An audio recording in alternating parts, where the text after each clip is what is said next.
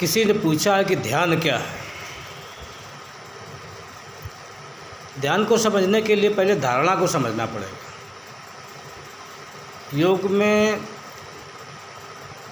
योग का जो मूल ग्रंथ पतंजलि योग सूत्र,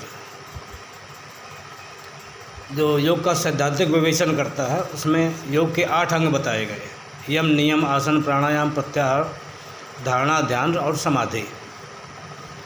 तो ध्यान को, धारणा, ध्यान और समाधि तीनों को मिलाकर के जब हम कहते हैं तब उसको कहते हैं संयम। और ऐसा संयम करने वाला संयमी। धारणा, ध्यान और समाधि त्रयम एकत्र संयमः, इन तीनों का एकत्रीकरण ही संयम है। वैसे संयम का प्रयोग आम बोलचाल की भाषा में बहुत होता रहता है, लेकिन शास्त्रीय तरीके से संयम शब्द का प्रयोग ये है, तीनों का एकत्रीकरण। तो ध्यान को समझने के लिए पहले हम धारणा को समझें, उसके बाद समाधि को भी समझेंगे, तब बात पूरी बनेगी। तो पतंजलि योग सूत्र में कहते हैं देश बंध चित्तस्य धारणा, अपने चित्त को किसी देश विशेष पर बांधने का नाम धारणा।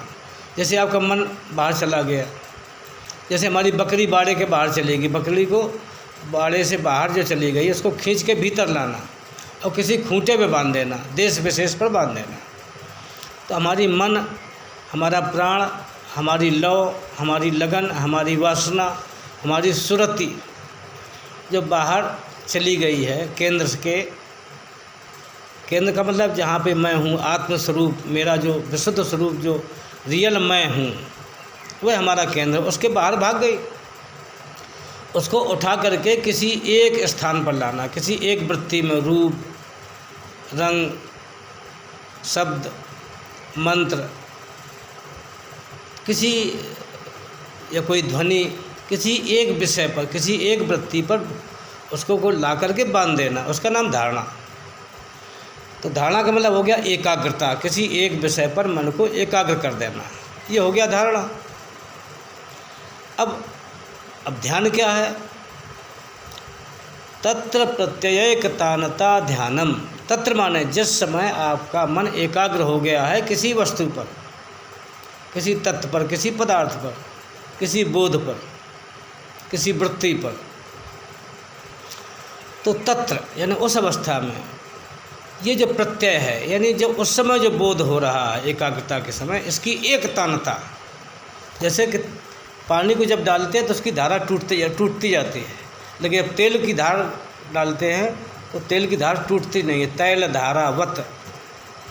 तो जब धार नहीं टूटती है तेल की, उसी प्रकार से हमारी जो एकाग्रता जब वो टूटती नहीं है, एकतानता, एकाग्रता की जो एकतानता है उसका नाम है ध्यान।